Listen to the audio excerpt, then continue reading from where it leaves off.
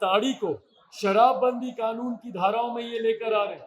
ताड़ी जो कि एक प्राकृतिक पदार्थ है, उसको ये शराबबंदी की धारा में लाकर जो लोग ताड़ी बेच रहे हैं उसको शराबबंदी के कानून लगाकर उनको जेलों में बंद करने का काम कर रहे हैं। ये लोग बड़े बड़े अपराधियों को छोड़ते हैं, पर लाखों लोग जो आज की तारीख में जो जेल में बंद है वो कौन लोग हैं भैया? कि भैया हम 3 डेसिमल जमीन देंगे तो कोई दलित हत्या होती है तो आश्रितों को हम सरकारी नौकरी देंगे। इन तमाम बातों को आज मजबूती से इस मंच पे उठाने का काम किया। पासी समाज के लोग जो वैसे ही परेशान है भैया, किस तरीके से उनको प्रताड़ित किया जा रहा है।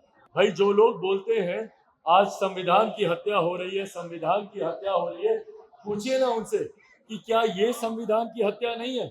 जब इन लोगों ने दलित और महादलित करने का इन लोगों ने काम किया, संविधान अनुसूचित जाति जनजाति को रिकॉग्नाइज करता है, उनको मान्यता देता है, पर इन्होंने बिहार में जिस तरीके से असंवैधानिक ढंग से दलित, महादलित, पिछड़ा, अति पिछड़ा, विभिन्न और जातियों को अलग अलग वर्ग में बांटने का काम किया, क्या ये असंवैधानिक नहीं है? आने वाले दिनों में बिहार फर्स्ट, बिहारी फर्स्ट के माध्यम से लोक जनशक्ति पार्टी रामविलास की इस प्रकोष्ठ से जुड़ी हुई क्या क्या योजनाएं हैं, क्या क्या रणनीतियां हैं, उसको हम लोगों ने तमाम कार्यकर्ता साथियों के साथ हम लोगों ने साझा किया।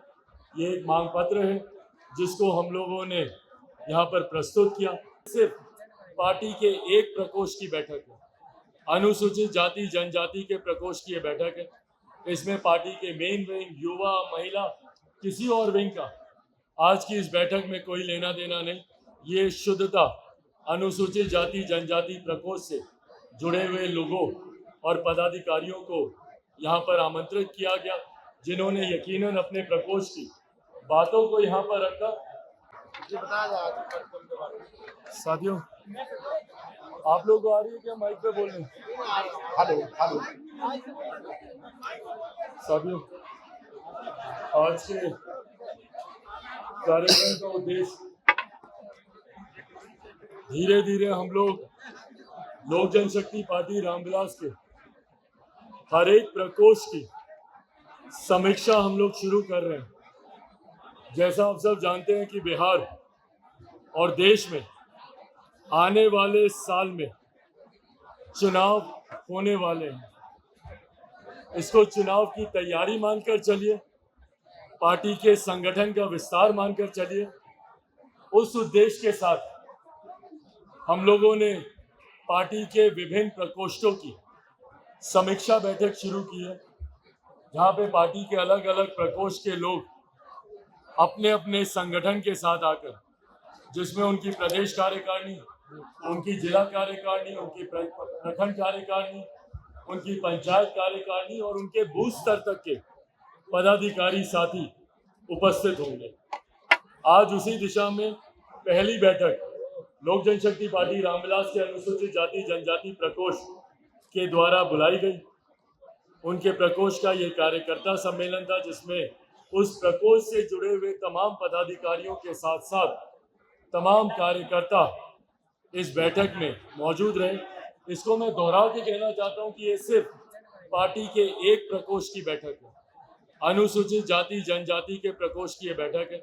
इसमें पार्टी के मेन विंग, युवा, महिला, किसी और विंग का आज की इस बैठक में कोई लेना देना नहीं।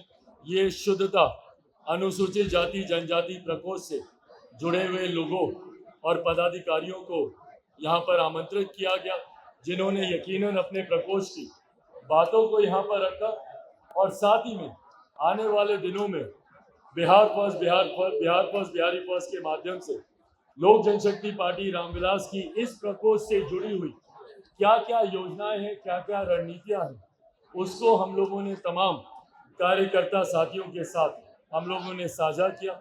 ये एक मांग पत्र है जिसको हम लोगों ने यहाँ पर प्रस्तुत किया। तमाम कार्यकर्ता साथियों के बीच में इसको हम लोगों ने देने का काम किया, ताकि वो भी अपने गांव-गांव, घर-घर जाकर पार्टी की नीतियों का और मौजूदा सरकार के द्वारा जो गलत नीतियां अपनाई जा रही है। भाई जो लोग बोलते हैं आज संविधान की हत्या हो रही है, संविधान की हत्या हो रही है, पूछिए ना उनसे कि क्या ये संविधान की हत्या नहीं है?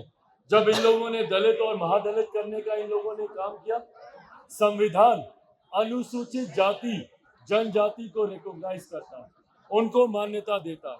पर इन्होंने बिहार में जिस तरीके से असंवैधानिक ढंग से दलित, महादलित, पिछड़ा, अति पिछड़ा, विभिन्न और जातियों को अलग अलग वर्ग में बांटने का काम किया, क्या ये असंवैधानिक नहीं है?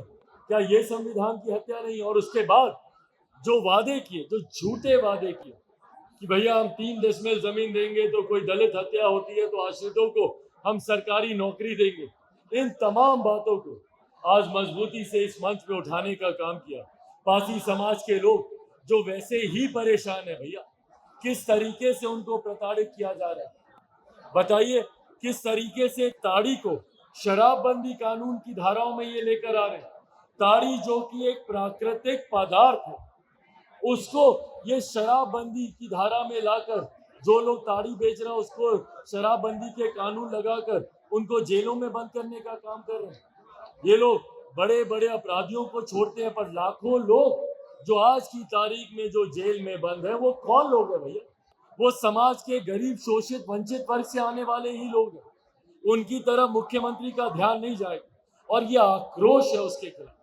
आज भैया दोपहर में इस चिलचिलाती गर्मी में, धूप में, 42-44 डिग्री टेम्परेचर में, और ये बात भी किसी से नहीं छुपी हुई है कि आज सबसे ज्यादा कड़ा लगन है, पर उसके बावजूद अगर इतनी भारी संख्या में यहाँ पर अगर आज पूरे प्रदेश से अगर लोग आए हैं, कौन सा बिहार का ऐसा कोना है जहाँ से हम लोग के पदाधिकारी नहीं आए?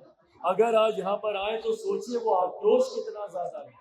और यही आक्रोश पिछले चुनाव में भी देखने को मिला था। मुख्यमंत्री जी को तीसरी नंबर की पार्टी बना दिया गया था, जिसको उनके पार्टी के राष्ट्रीय अध्यक्ष चिराग मॉडल का नाम देते हैं।